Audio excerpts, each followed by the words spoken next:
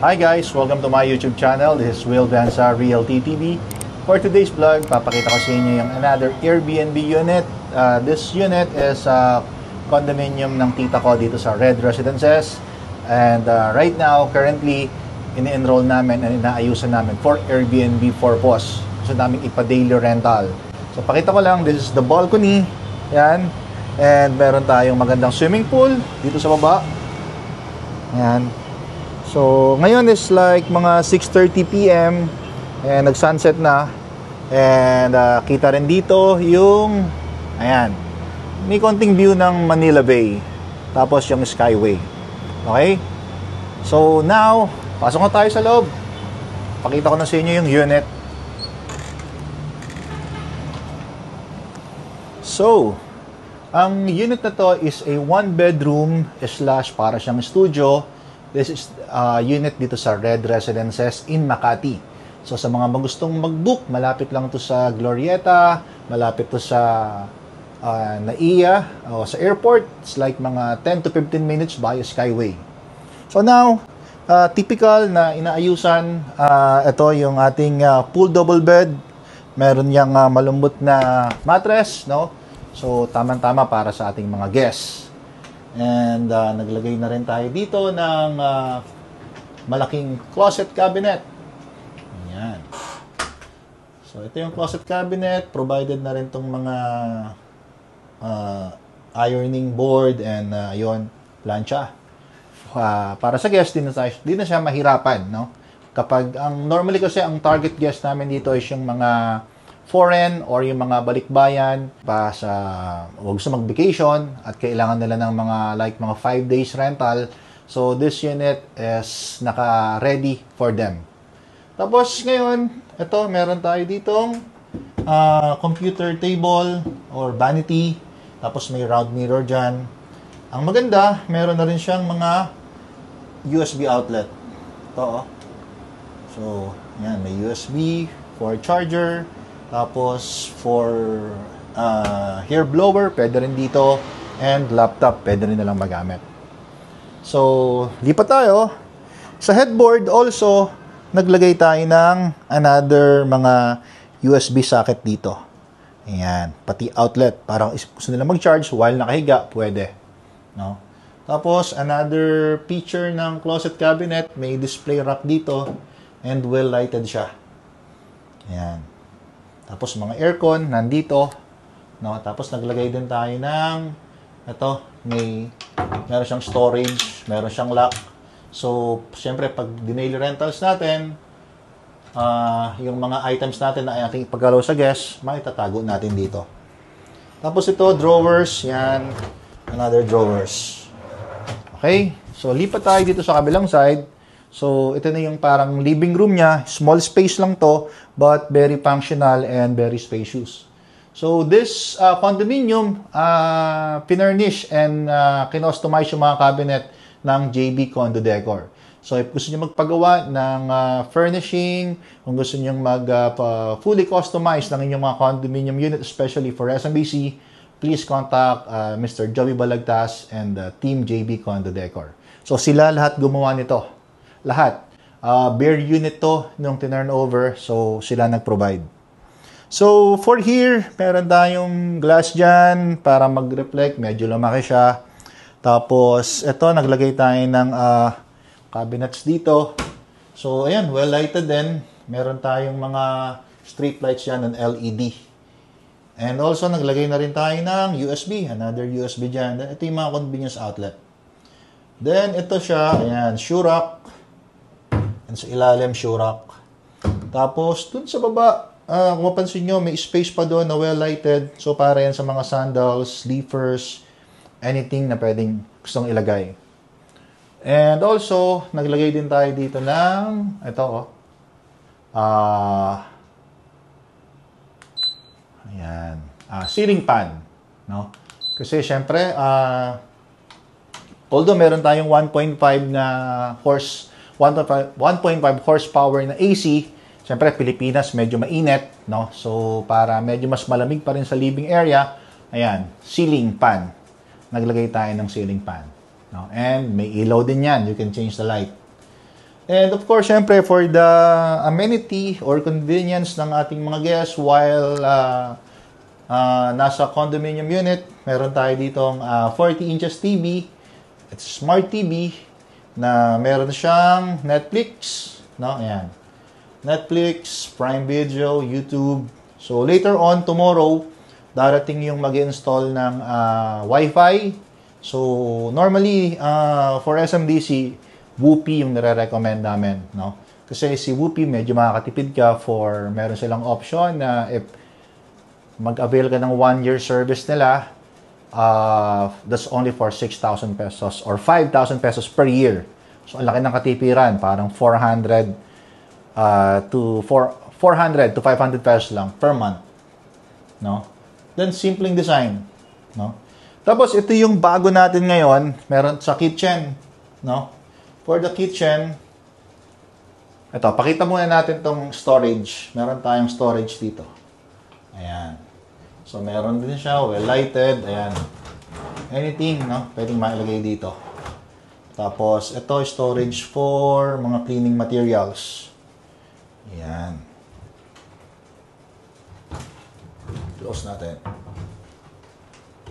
So, dito sa kitchen, ito, bago natin to sa kitchen, ang nalagay lang natin, maliit na fridge or refrigerator, pero marami ka na rin malalagay dito sa ref na to. So, ang gusto kasi ni tita is magkaroon siya ng coffee maker and bar counter. So, ayan. So, pwede ka ditong stock mo yung mga wines or any liquor. Tapos, ito, meron tayong espresso machine or coffee maker. Tapos, meron ditong mga coffee pods. Ayan. So, for the guests, i-include natin yan sa mga guests natin. Magkakaroon tayo siguro mga 2 pods maglalagay tayo. Complementary for our mga short-term guests. No?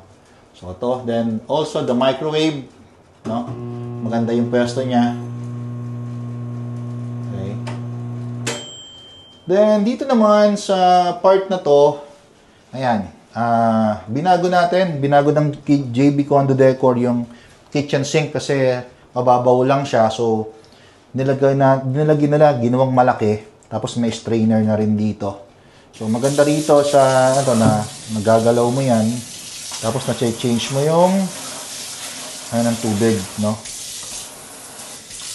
So, maganda. Then, tapos, dito na rin yung dispenser ng soap. Ayan. So, talagang malinis to. Tapos, kung mapansin nyo kung ano to, dispenser for for drinking water. So, push mo lang yan. Ayan.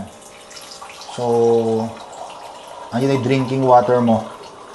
Hindi mo na kailangan maglagay pa ng mga container na ipapatong dito sa inyong kitchen lavatory kasi ang pangit eh. 'Di ba? Ang ganda ng kitchen area mo, tapos may nakalagay na malaking container dito. So, ang pangit yung tingnan, plastic. Ang ginawa natin, nandiyan sa ilalim yan. Ayan, o. Nasa ilalim yung container ng water. So, refill mo lang siya. Tapos, may hose yan sa ilalim. Yun. So, malinis. Diba? Then, for the, minodify din to ng JB Condo Decor. So, kung mapansin nyo, 4 na drawers to. Ayan. So, nandito yung mga, knives, spoon and fork, then, anything, pwede mong lagay dyan. Dito, dito siguro, yung mga frying pan. No? Wala pang frying pan right now, so tomorrow bibili. Tapos, another thing, nagpalagay din tayo ng, yung garbage. So, di ba, normally, yung garbage natin, nasa labas lang, makalat. So, ang ginawa natin, yung garbage, nandito na siya. So, sa loob ng cabinet. Tapos, pwede mo siyang i-pull, ayan, So, hilahin mo lang yan. Tapos, tulak mo. So, nakatago. So, malinis. Walang basura. No? So, dalawang garbage bin yan. No? Dalawang malaki. So, customize yan. JB Condo Decor. No? Tapos, mga cabinets. Ayan. By the way guys, if gusto nyo mag-invest ng condominium sa SMDC, now please contact yung team ko, Team Will Bansa Realty TV. we're very happy to assist you, no? So, meron tayong mga condominiums, hindi lang sa Makati, sa Mandaluyong, sa Manila. We also have sa Iloilo, sa Cagayan de Oro, no? Batangas, Bacolod, we have. Ngayon, kung hinahanap nyo kung nasan yung lagayin ng mga plato, ito siya. So, meron tayong pull-down dish rack. Ayan. So, marami kang malalagay dito. No? Ang linis lang, ang gandang tingnan. Tapos, madaling itago. Ayan, no? Pag naghugas ka, let's say, naghugas ka dito. Ayan. So, patuyuin mo lang dito sa strainer. No? For mga 30 minutes. Pag tuyo na yan, adi, lagay mo dito. Ayan. Diba? Ang cool lang. Sobrang simple. Tapos, well-lighted din yung kitchen. So, lahat yan kinostomize ng JB Condo Decor. So, kontakin nyo lang si Joby Balagtas. Then, for ito, toilet and bath, ito, minodify din to. Kung makita nyo. So, ito, tiles yan, sambuo. Binago lahat yan. Tapos, ito, bago din to. So, ayan, malakas yung water. Tapos, ito, well-lighted. So, ito yung switch niya. Ayan yung switch niya. Ayan, linis na. Tapos, ito, ayan, drawer. Cabinet din yan. Cabinet yung likod. Ayan, cabinet yung likod. Madami ka mailalagay. Even here, ito, drawer din yan eh. Drawer siya. Okay. Tapos, ito, medyo konting nagtipid, hindi na nag-glass enclosure. So, ayan na lang, no? Pero okay naman. Tapos, may heater dyan. Ito, ready na. No, meron tayong shampoo and soap. Tapos, may towels. So, by next week, nasa Airbnb na to. Okay. So, may mga nagtatanong about Airbnb business. Madalas ko nababasa at natanong lang magkano raw yung cleaning services. No? So, normally dito kami, since meron na kaming mga 6 Airbnb condominium unit, kaya meron na kaming mga in-house cleaners. So, yung in-house cleaners namin, 3 sila. So, well, sumasahod sila kung ano yung normal na sahod ngayon ng mga normal employee. So, magkano ba yan? 650 to 680 per day. So, nag-average sila ng mga parang 15,000 to 16,000 per month plus the tips and bonuses. So, well, kasi nga, meron na kaming 6 condominium unit, kaya nag-hire na kami ng in-house cleaners. Pero, to give you an idea, kung isa pa lang yung Airbnb condo mo, pwede ka naman mag-hire yung mga on-call cleaners. I heard, nag-range ng between 300 pesos to 400 pesos. So, cleaning lang yon, hindi pa kasama yung mga laundry services doon. No?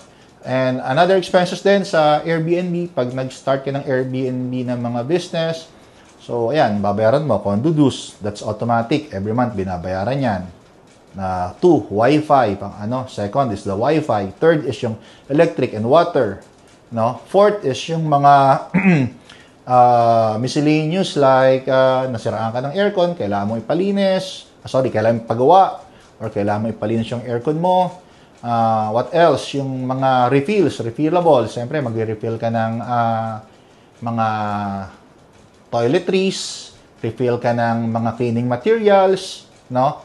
Minsan, pag yung towel mo madumi na, kailangan ng palitan, mag-refill ka rin. So, to give you the total cost per month, no? Let's say, nabubuk yan ng 20 days to 25 days per month, mag-a-average ka ng mga 15 to 18,000 na expenses every month. Kasama na dyan lahat. The cleaning fee, no? Yung mga utilities, no? Kasama na dyan. So, dapat mag-gross ka ng mga between 45,000 to 50,000. Then, less all the expenses, 15,000. Meron ka mga malinis, mga 35,000 na profit, no? For the Airbnb. So, for us, magandang kita na yan, yung 35,000 to 40,000 na net profit, net, no? Lahat, bawas na. Okay? So, So sa mga nagsasabi na hindi kumikita ang Airbnb kasi ang dami ng mga competition, so ano lang yan kailangan lang yan, kanya-kanyang diskarte, pagalingan sa pag-market ng Airbnb unit mo, igawa mo siya ng page, i-share mo sa mga groups, no? Pagandahan ng review. So number one is dapat maganda yung review ng Airbnb condominium or Airbnb property mo. So mas magandang review, mas bookable sa mga guests. Okay? So guys, that's all for today and hopefully may natutunan kayo sa aking video. For more content like this, subscribe to my YouTube channel, Will Danza Realty TV. Follow me sa Facebook and Instagram. See you on my next video, guys. Thank you.